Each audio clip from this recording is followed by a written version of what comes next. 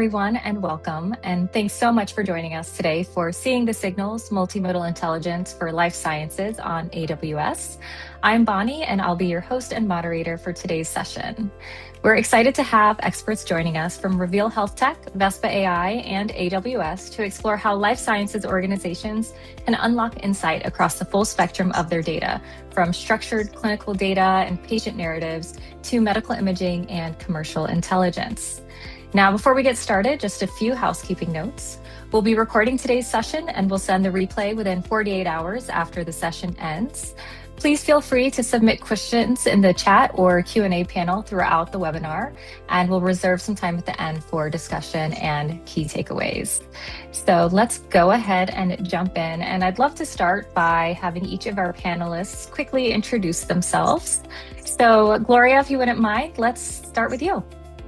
Hi everyone, I'm Gloria. I lead the Applied AI Lab team here at Reveal.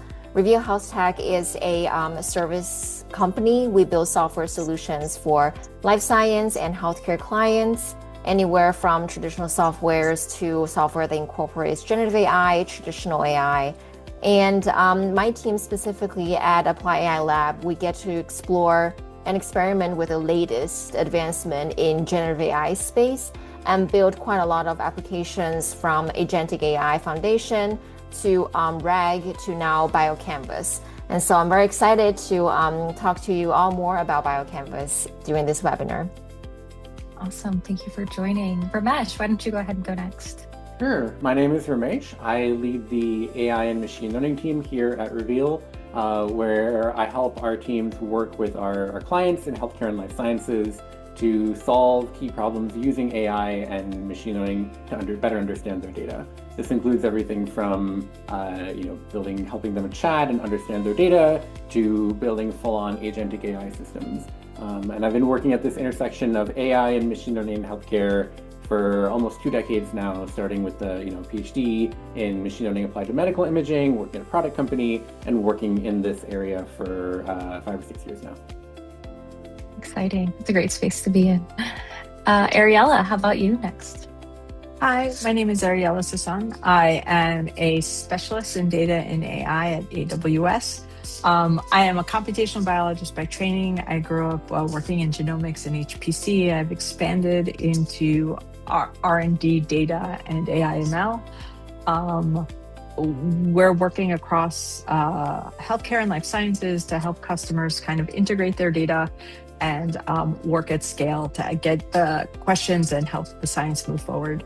So really happy for this discussion because this is such a critical area for our customers.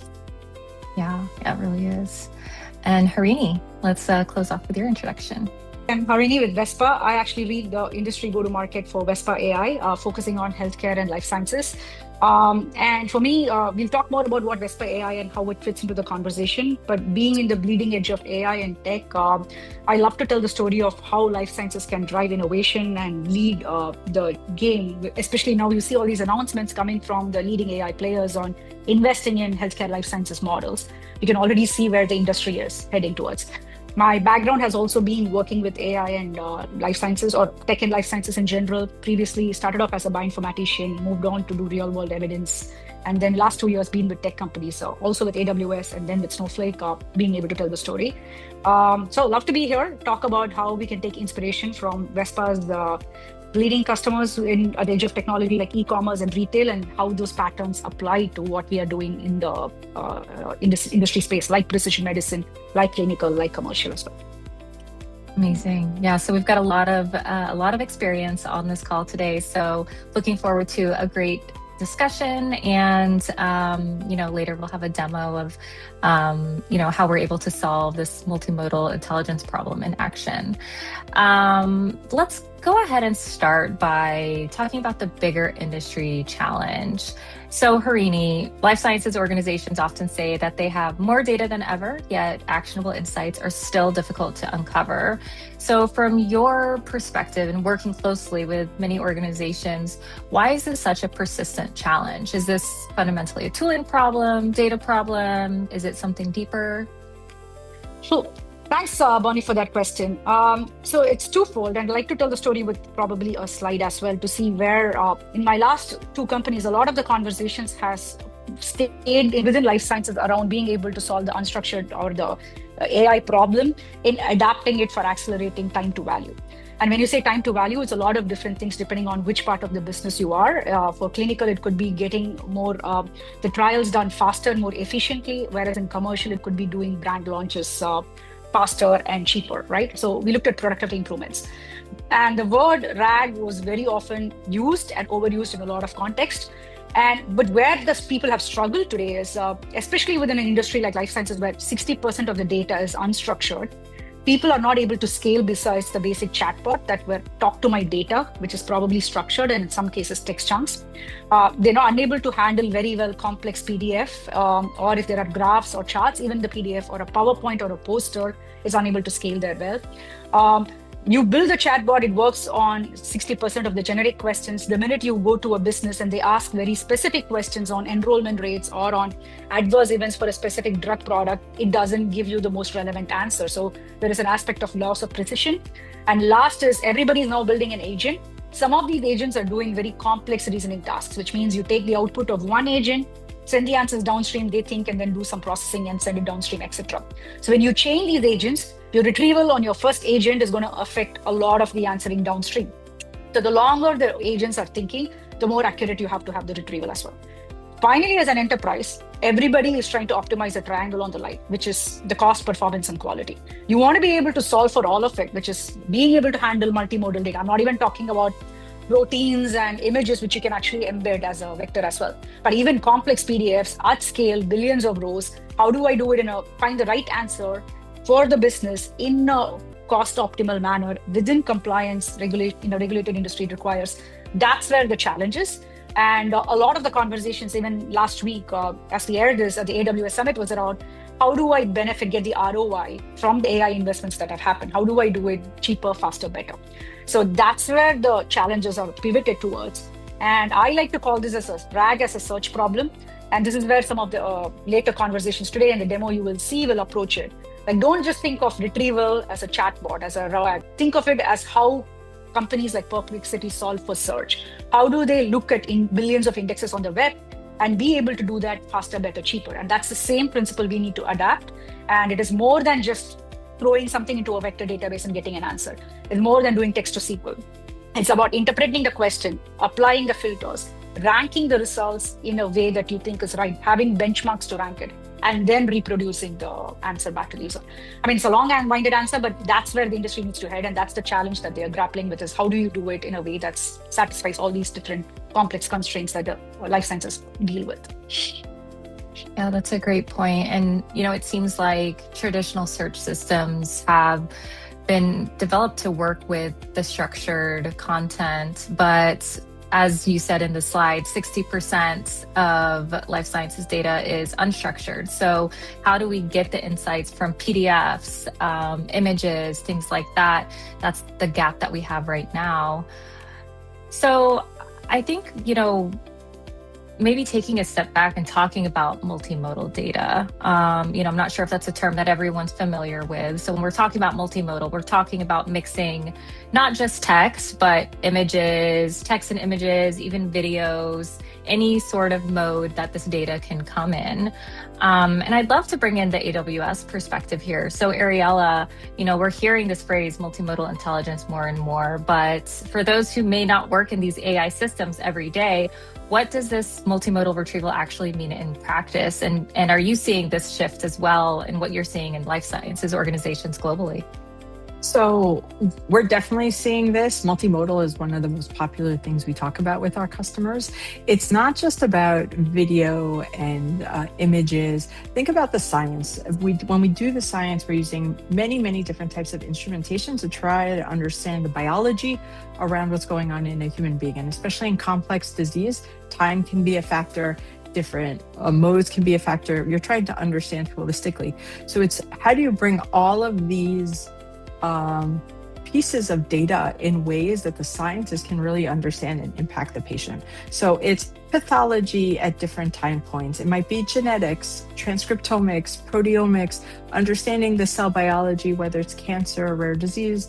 This is something that our customers are trying to really aggregate to help the scientists synthesize. And really what I want to really point out is, unless the scientist has access to the data and knows it exists, they will never ask questions about the data that they don't know exists. So giving them the ability to really understand the full featureness of the data sets that are available is very powerful to the scientists and ultimately helping the patients. Yeah, I mean, it sounds like if you're not incorporating that type of data in, an accessible way, there could be big gaps in knowledge and understanding and what they can contribute. Right. It's like, how do you make some of these are highly technical. They need to be processed. They use HPC. They need to be translated into ways a scientist can understand, and how the computational biologists and the translational scientists interpret the same data might require transformation of the data for easy understanding. So some of these are highly technical processes, but in the end, really what you want to do is be able to synthesize the data so the scientists can innovate on behalf of the patients. Like, what can we learn that's new? How can we accelerate this? How can we make this move faster? So multimodal data is something, and bringing it all together in cohesive ways so that we can use AI and we can understand what's going on and try to learn from it is something that many of our customers are looking to do in different ways. Absolutely. Now, I know this is a challenge, Gloria and Ramesh, you've been looking to solve. So, can you share an example of where multimodal intelligence really changes what's possible in life sciences? Yeah, absolutely. So I'm just going to bring up one slide that we have here where we have 4 separate use cases being called out. And Ariella talked about the very scientific research side of things, but we really see multimodal data being very useful along the entire value chain within a life science organization. One of them, top of mind, is in the clinical trial space, as we understand that over 80% of clinical trials may fall short in terms of recruiting truly eligible patients. And part of it is because traditionally the recruiting patient is being done by running their tabular clinical data, maybe sometimes manually going through clinical notes to identify similarities in terms of patient's disease progression and the manifestation of their disease. And so we really look at bringing in additional data such as medical imaging, just like what Ariella and Harini have pointed out, to really bring them cohesively and surface them and really basically turn it into a data playground for our clinical trial workers. And then in terms of clinical trial control tower, so one thing is about recruiting patients, the other thing is really being able to monitor the trial progress in real time. And a lot of time, the trial data coming in many other formats beyond just, again, a structured data, beyond just the recruitment rate that's being calculated or the site activation rate. It could include adverse event report. How do we effectively parse that, and how do we effectively sort of weave that into the trial protocol is something that we see very powerful when we bring in these multimodal data. We actually have built something very similar for a global pharma company in the commercial side of things as well, where we essentially surface the topics, the sentiment that's been trending in social media, in KOL, to the commercial, the field team, so that they can actually start asking the questions. How can they better manage, let's say, some of the sentiment for this drug in this particular channel? And these are the things that really start enabling the end users when we do bring the data right in front of them, so that they can ask their own very specific and experience-driven questions. So we do see tons of values here in each teams within the end-to-end ecosystem. Okay, so now let's shift from the industry challenge into how this is actually being implemented. Gloria, why don't you get us started by talking about what BioCanvas is and what problem you were solving specifically when building it? Yeah, definitely. So when we see the potential to incorporate other modality of data beyond just structured and text data, we ask ourselves, is there a way to really build it in a way that's applicable, usable by all of the organizations or the team within the organization? And we quickly realized that depending on the disease area, the drug, the trial, just all of the data, it's extremely hard to build something that is generic enough that it's going to be a plug and play. And therefore, we have built BioCanvas as a accelerator solution, where we have basically done the hard work for the first, let's say, 10 miles to getting the raw data, pre-process it, fuse it, and make it ready for retrieval. And then there will be the last few miles whenever we collaborate with clients to make it a highly customized and tailored solution depending on the disease or the specific workflow that they are looking to leverage this technology. We also have built BioCanvas understanding the very strict regulatory security compliant requirement that or environment that our clients all operate in. And so the intention is to deploy BioCanvas within the client's own cloud environment so that no data is going to go across the firewall and go into the wide internet. And we have our way of dealing with sensitive data and PHI and handling all those important aspects so that there's really enough trust in this solution from day one. So in talking about how we have envisioned and built BioCanvas, we really look at it sitting in the middle. And on the left-hand side, you have all these different data set across different modalities. They could be video, images, audios, time series data.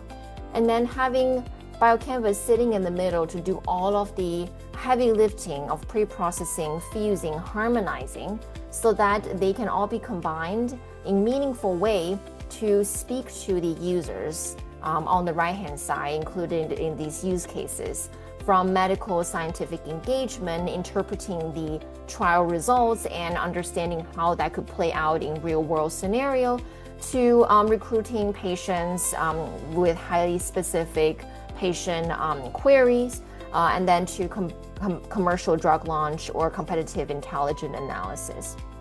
So BioCanvas really is the middle layer here, doing all the heavy lifting, translation, and harmonization. Specifically, I do want to bring it to a very concrete example. So let's use clinical trial control tower as a specific use case here. All we really want to do is to be able to enable our user answer the question they have on the right-hand side. How are my clinical trials doing comparing to target? Not just from like a structured data analysis side of interpretation, but from incorporating the adverse event, incorporating other qualitative feedback that may exist in different data format, or finding patients with similar scan results or demographics. And so to enable answering these questions, BioCanvas has pre-integrated these different components. For example, DICOM data pre-processing, text-based data pre-processing, using multimodal data embedding models to fuse them together and then store them in robust tensor space so that we can do one-shot hybrid search, re-ranking to improve the search result.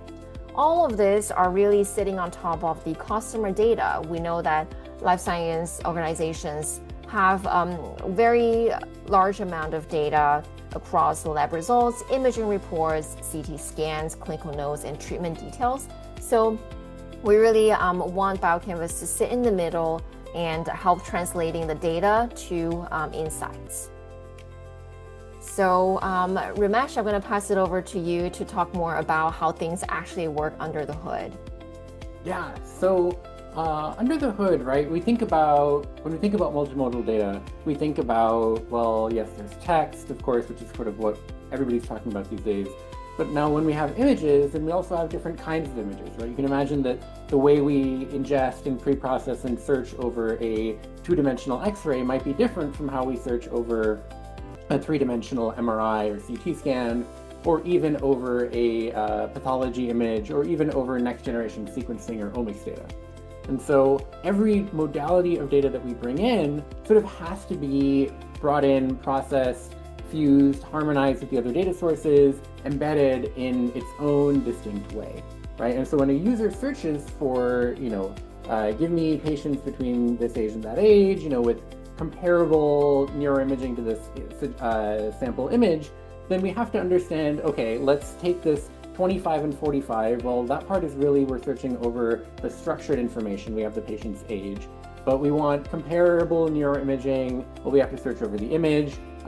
Similar cancer pathology, again, that's sort of a hybrid of an image search and a text search, right? And so we have to make those decisions around how do we take this query and actually use it to search and understand the data we have. And so that's where we really sort of bring the intelligence to multimodal intelligence, thinking about, well, not only do we have to ingest and embed these images and sort of do a search over an embedding and use RAG and so on, we really have to think about a hybrid search that's able to look at these many different data sources, that's able to prioritize each one appropriately, that's able to rank them differently as needed. And again, when we think about these problems, we think, well, every use case is different. There is no one-size-fits-all solution. And so we built BioCanvas with a sort of opinionated set of defaults where we think this is maybe the most common way of doing it. But of course, we like to work with the actual scientists who are going to use the platform to understand, okay, what are you really looking for when you do this? How do we adjust the search, the capabilities, the processing of the images to match that need? And so that's how we go about building things out when we build BioCanvas. So that's like a little bit of what's under the hood.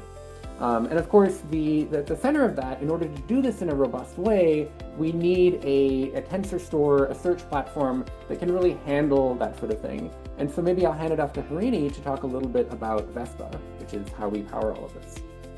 Thanks, Ramesh. And so I'm going to briefly add what's Vespa before we go into the demo, because I think the context setting is very important. So Vespa is a spin-off of Yahoo, established in 2019, and where they were actually serving the entire Yahoo retrieval system. So anything you see in Yahoo Finance was powered by Vespa. It was built specifically for fast retrieval, web-scale retrieval. And of course, now it boasts some serious bleeding-edge logos like Perplexity, Spotify, and others that you see here that we can officially list. The idea that we talked about is the differentiators that life science really needs is 4 things in my view, right? One is multimodal, which Ramesh nicely articulated. What is the complexity of multimodal? How do we encapsulate not just images, but you can do proteins in spatial transcriptomics, which is an upcoming field in research. You can actually represent how the cell behaves when drugs are induced. Those are modalities that we can represent now in a very good high dimensional database as well. So all of that is where a native tensor store is going to work. So Vespa does native tensor backend in the sense that you can actually represent an entire protein as a vector of vectors as a data point in Vespa and retrieve across that in sub-seconds. That's what a lot of our customers who want to do high dimensional search use. The second angle I want to focus on is precision.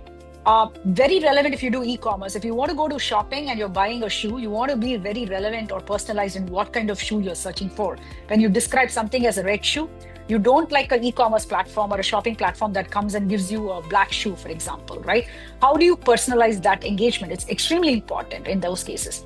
How do you personalize there? And again, there is a lot of features that you do behind the scenes called relevance tuning, re-ranking, representing user signals as context for your retrieval patterns to identify what the user is saying or even searching by image. You want all that precision as well in life science. Imagine you can actually search, as you would see in the demo, pathology slide by providing the visual image itself as a question. You provide a segment of the cell and say, find me similar disease progression or find similar cancer subtypes. Doing that requires relevancy ranking features.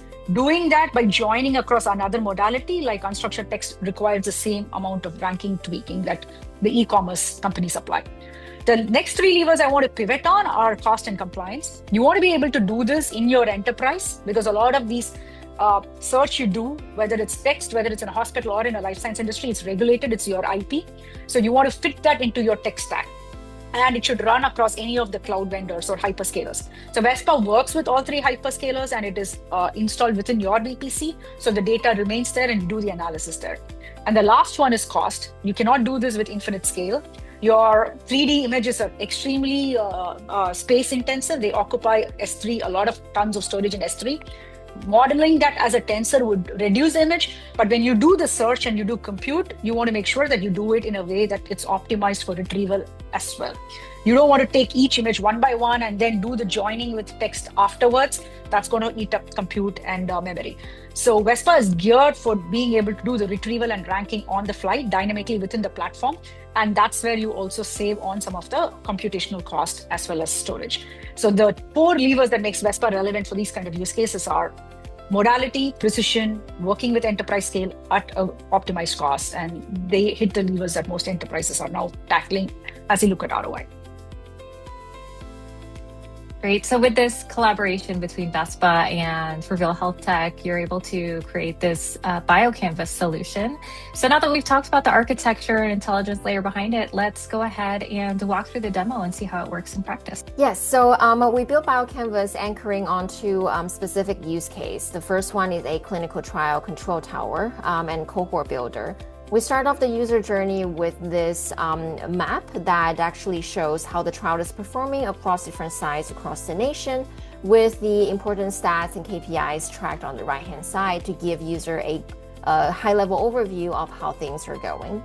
And we understand that for each principal investigators, they do personally follow a selective few of clinical trials. And so in this particular view, we give them a glance in terms of what trials are doing at risk or not comparing to protocol. In this trial detail view, this is where things start getting more interesting because we not only gather specific tabular or structured data from the trial sites, we also gather patient safety experience reports, which again may exist in the form of Excel spreadsheets and PDFs. And so we're able to parse them and then show them in a format that's consumable by the end user. A very now common use case in terms of large language model or generative AI is to enable users to chat with data. And here what we're demonstrating is the ability to actually chat with machine learning model output, essentially training machine learning model to understand the pathway for a clinical trial given the stats. And so that user can ask questions like, can you forecast the viable runway for this trial without any material changes? And so for this particular trial, as we can see, the enrollment is really, the enrollment rate is really low, and then the dropout rate is actually increasing. And so a very important step for the user to take at this point is to identify truly eligible patients and to increase their effort in patient recruitment. And so we enter this patient recruitment or patient search workflow, where this is entirely powered by what we've just described previously using Vespa AI's tensor store. And here, I'm bringing in a breast cancer scan with the tumor actually surrounded by this bounding box. And on top of this scan, I'm going to enter some of other patient search criteria, for example, their age, whether they have treatment, whether they have family history in terms of breast cancer. And so all of this is going to be executed as I am clicking on this particular button, and the result is going to be presented in groups. So here what you're seeing is mock data, so there's nothing sensitive being shown here, but the idea is that we don't just want to present patients in a huge giant list. We want some other more intelligent way to present patients so that user can actually be able to move through this workflow more efficiently. So let's look at the exact match group. In this particular list, we can see that user is able to see patients' high-level important clinical data, and then able to click through the attachment here, and the attachment contains the breast cancer image, in its 3D, in this 2D format, as well as important doctor's notes, clinical notes to verify if the patient does have the right disease progression or other important data that meet the eligibility criteria. And so here, what we're really trying to do is to surface all of these highly relevant data in front of the users so that they can start probing a bit deeper and understanding a bit deeper in terms of the signals that they're able to uncover through images as well as notes. And moving on to the commercial use case, we actually have implemented in one of our clients for their commercial team. We start off with a similar view, again, understanding how a specific drug is performing in different regional market. And here, what's slightly different is for commercial team, they may be more interested in understanding what are some of the most commonly discussed topic, and then what is the market sentiment for this drug over time. And so we provide not just a regional view, but also a state view that synthesized data that could exist in many different forms to present in this more easily digestible format. Now, one way for our user to interact with the multimodality of data here is to be able to chat with their data. For example, a user might be interested to understand what are some of the competitor signals that's been very popular in the market. So the user can enter the search here in this chat window. And what it can uncover are these signals, not just through their internal reports, but also through social media posts, YouTube videos. As long as the backend of our application has access to those data, we'll be able to pre-process them and then fuse them, harmonize them meaningfully so that these signals could then be surfaced to the user to significantly shorten the from data moving to insights to the to action workflow. Great. Well, that was a fantastic walkthrough. And, you showed examples in clinical use cases, commercial use cases. Harini, just a question for you. What additional areas of life sciences and the healthcare value chain do you think can benefit most from this BioCanvas approach? So the BioCanvas is, as Reveal had highlighted, as an accelerator. It's a framework where you are not solving only one use case. The idea is being able to bring multiple unstructured data and structured, because it's orchestration that just doesn't involve Vespa, other things, and be able to ask questions across both, right? So the life science value chain is all that. We talked a lot about the early research, precision medicine, clinical, the examples that showed in the commercial. But in between, we do have real world evidence where I personally work with. You have a lot of evidences that get submitted, both literature externally and internally. And you want to be able to surface that. There's always a findability problem in pharma. Ariella can get to it. But we always talk in pharma about FAIR. And more than the other things, the F is the most difficult problem to solve. Like, how do you find what has already been generated in the past? All right. There is institutional intelligence. We talked about 6-7 years ago, or even before Gen AI became mainstream, indexing just all the target and assets that the pharma had worked on over the years was a problem, because people try to reinvent the wheel by going after the same target that they may have evaluated years ago and decided not to proceed further on. That institutional knowledge is lost when somebody leaves a company. How do you surface data from that? So there is a lot of use case in manufacturing, sitting across many SOPs. Sitting across batch runs that are sometimes graphs and charts that produce how the answer was arrived, right? You want to go and look at what was your past analysis run looking like, how was the RCA done? That's unstructured, and there is a combination of tying it with structured. So the possibilities are endless. The question is, how do you redefine your problem as just not being a RAG, just not being a text to SQL? How do you leverage the framework? And one of the reasons Vespa and Reveal, we came together to solve this was, I'd like to say that Vespa is like the engine, and somebody has to build the chassis to make it a car. So that's essentially considered. Like, we have the engine, and what Reveal is bringing together is this nice chassis that you can use to drive whichever country you want, if you may. So the value chain, besides just these two, is anywhere where you want to talk to high dimensional data and you want a framework that can accelerate your ability to work with that, that's where you leverage the partnership. Of course, all of this is on AWS, so benefits, both Reveal and Vespa run on AWS, both partners of AWS. We have it on the marketplace. So spinning something up is an acceleration that you can adapt if you have a hyperscaler like AWS. Awesome. Now, Ariella, looking across the organizations that you work with, what would you say separates the companies that are successfully unlocking value from their data versus the ones that are still struggling? Because I know there's still a lot of challenges here. So what are you seeing that separates the two? The ones that are accelerating the fastest are the ones that are unlocking their data, like Harini said, and slowly checking off all of the like building the connective tissue between their AIs and their data.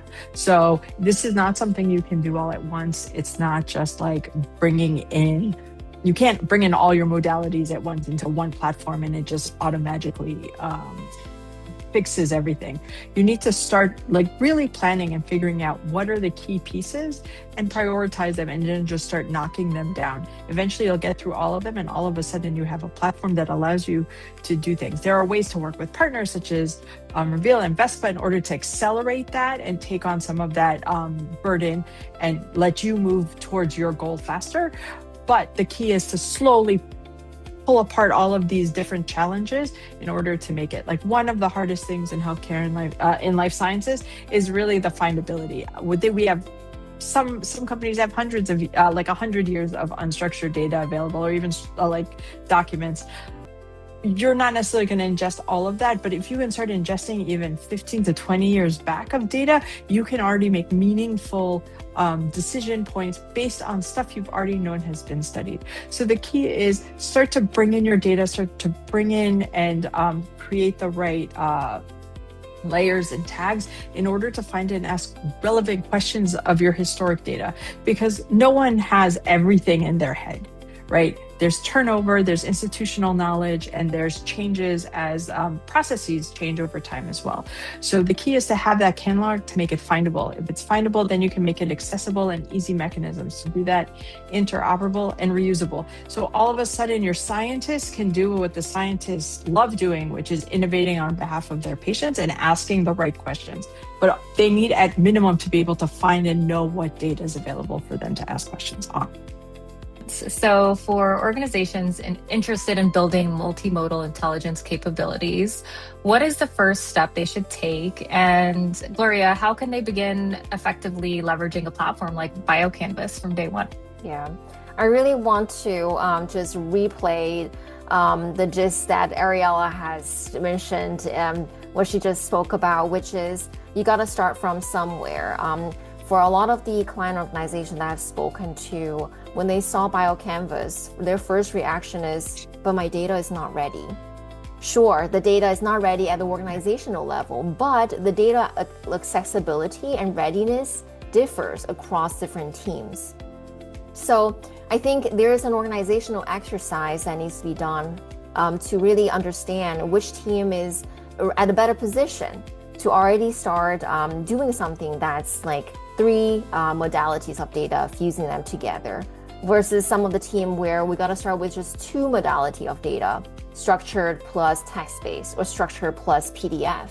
And so there's some sort of internal organizational reflection and then sieving through the data readiness that needs to be done as the first step.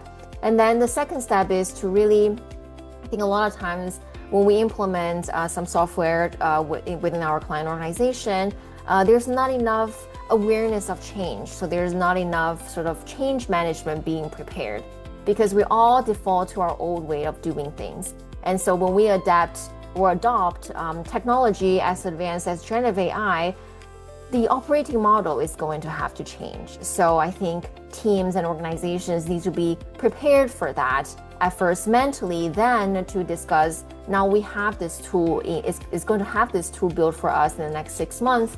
How can we mobilize ourselves and change our operating model so that we can very effectively leverage the insights from it? And I'll let Ramesh speak to the technical aspect of getting ready for BioCanvas. Yeah, and again, I think a lot of the technical side really echoes what Ariella and Gloria said, which is a willingness to start small and having data readiness. But again, readiness can mean different things, right? Even if just there's some data available, partial data available, and there's a willingness to get started, as long as we have domain experts who really understand the data, who are willing to come to the table and talk with our technical experts and have that interaction, that collaboration, that is what really moves these projects forward. That is what really accelerates the progress of the science, and also helps us build out the technical solutions more effectively. And so when we find that collaboration, that's a big piece. And then on the technical side, I think this is an interesting one because we've worked with organizations at different levels of technical readiness, right?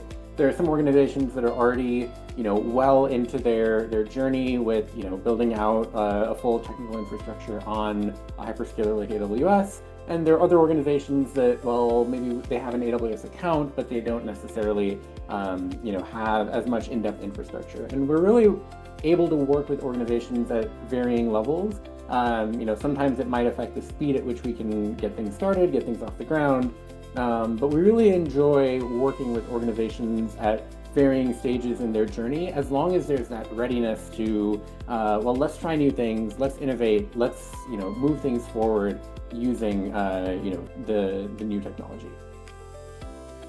That makes sense. Now, just to kind of reiterate something that was said before, it's definitely not a one size fits all type of challenge. So it does take some work to identify, key use cases, key pieces of content or information that you want to include, understanding that there's no magic wand that will fix it all, but it takes some thought, and I think collaborating with Reveal and Vespa can really help accelerate progress in that direction.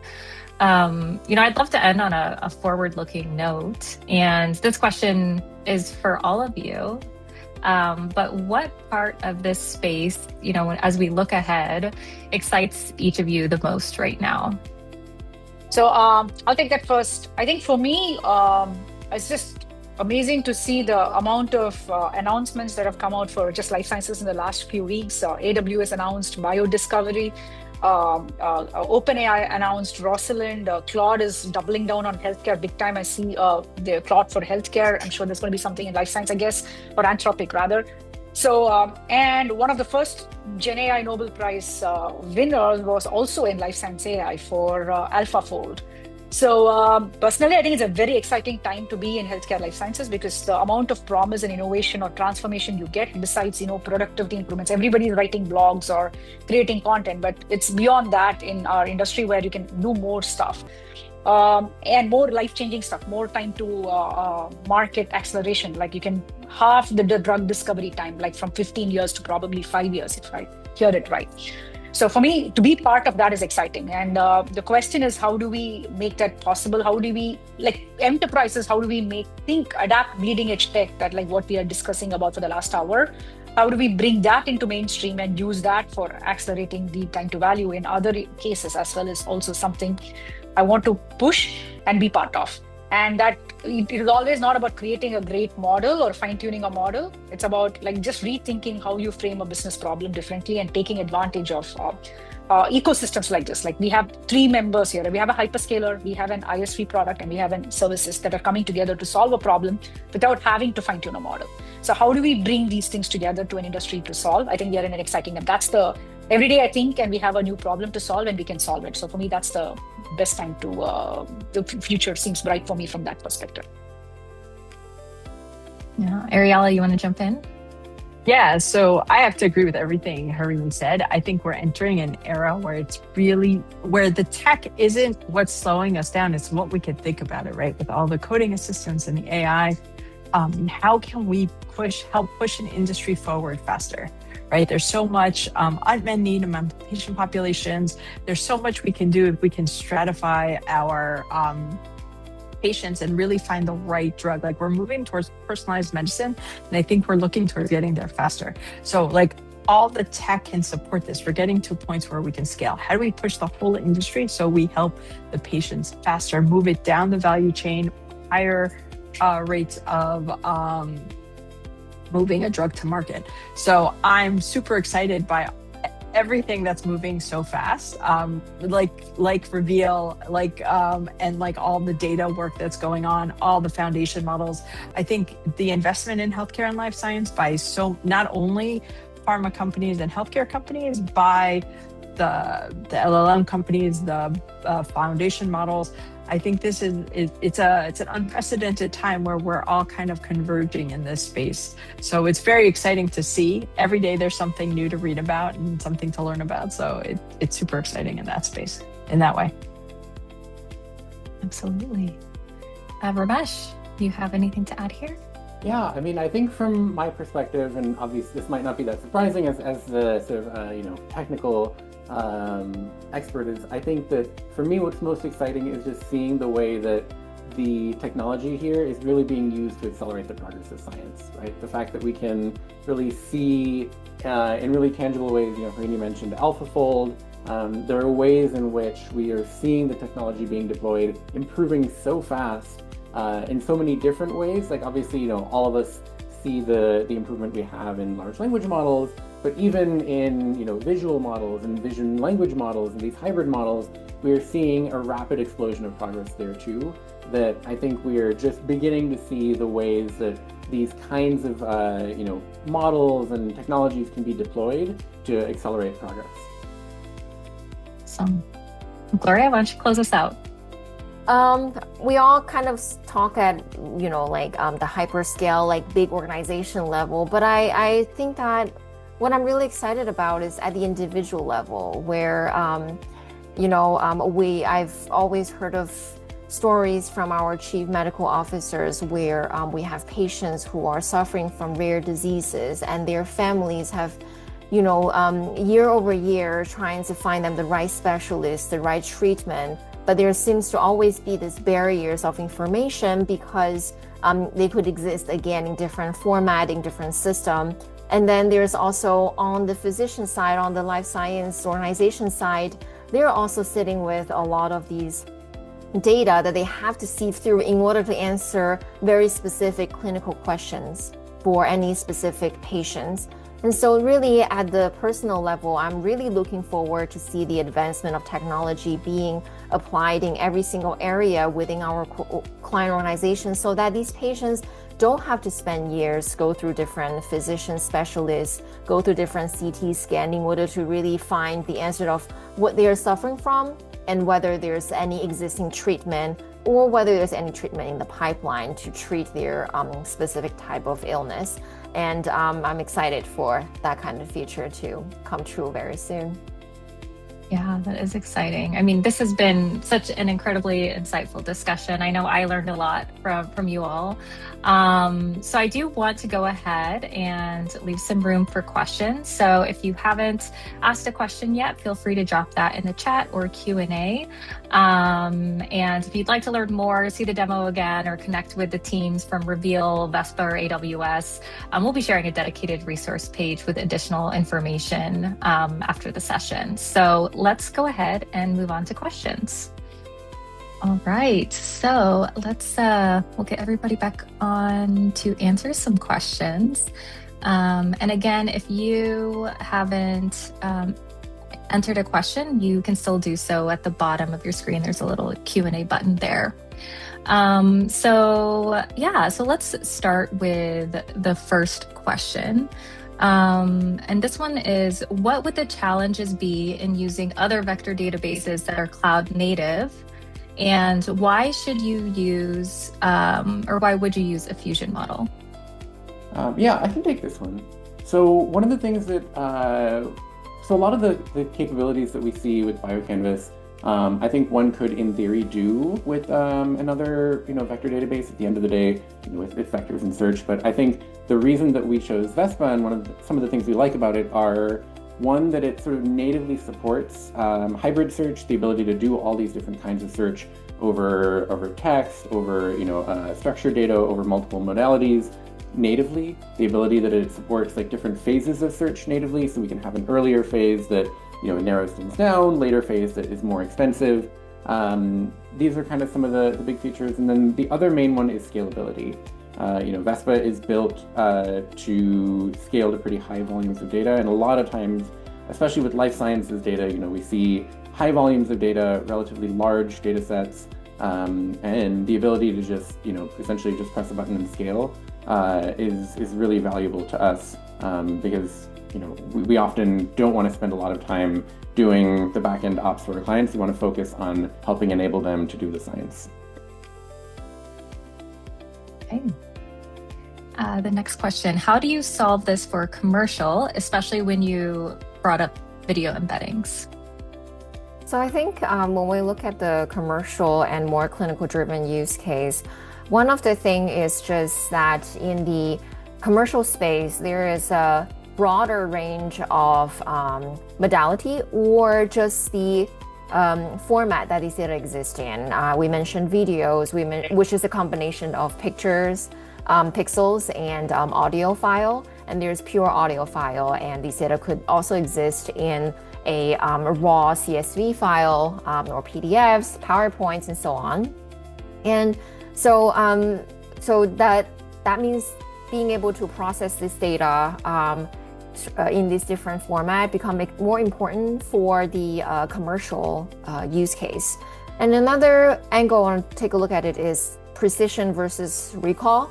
And so within sort of the commercial use case, a lot of users may find themselves wanting to get more information, being able to recall more relevant information rather than getting to that singular answer, which is the precision. Versus in the scientific discovery, you might want to lean more on towards the precision versus trying to get the universe of possible answers, which is recall. So there might be a balance there to strike that are slightly different in scientific discovery versus when we're trying to understand what is the best commercial strategy to launch a particular drug.